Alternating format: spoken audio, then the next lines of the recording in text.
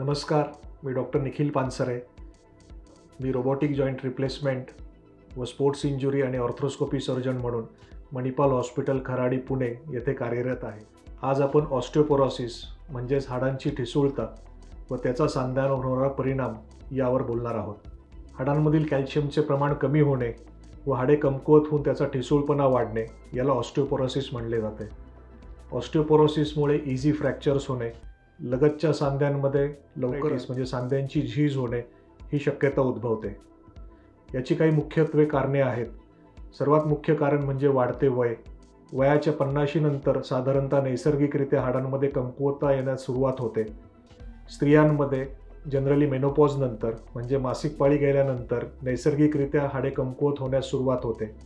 काही स्त्रियांमध्ये वयाच्या लवकर गर्भाशय व बीजाशय काढण्याची गरज भासणे. काही औषधोपचार, काही आजारांकरता करण्यात येणारे दीर्घकाळ औषधोपचार की ज्यामध्ये मुख्यत्वे स्टिरॉइड्सचा समावेश आहे, अशानेही हाडांची ठिसूळपणा फार लवकर उद्भवते व ऑस्टिओपोरोसिसची शक्यता वाढते. तर ऑस्टिओपोरोसिस टाळण्यासाठी आपण काय करू शकतो याबाबत बघूया. सर्वात महत्त्वाचे म्हणजे सकस व संतुलित आहार.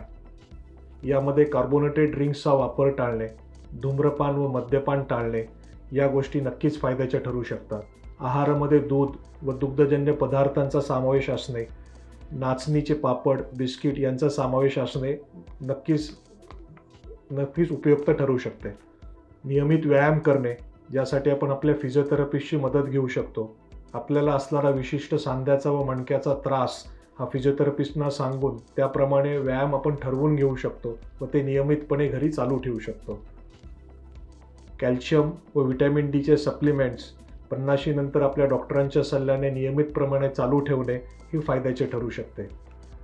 जर कदाचित तुम्ही काही दीर्घकाळ औषधोपचारावर असाल, जसे की स्टिरॉइड मेडिसिन, यासाठी आपण आपल्या डॉक्टरांच्या सल्ल्याने रेग्युलर कॅल्शियम व व्हिटॅमिन डीचे सप्लिमेंट्स घेऊ शकता.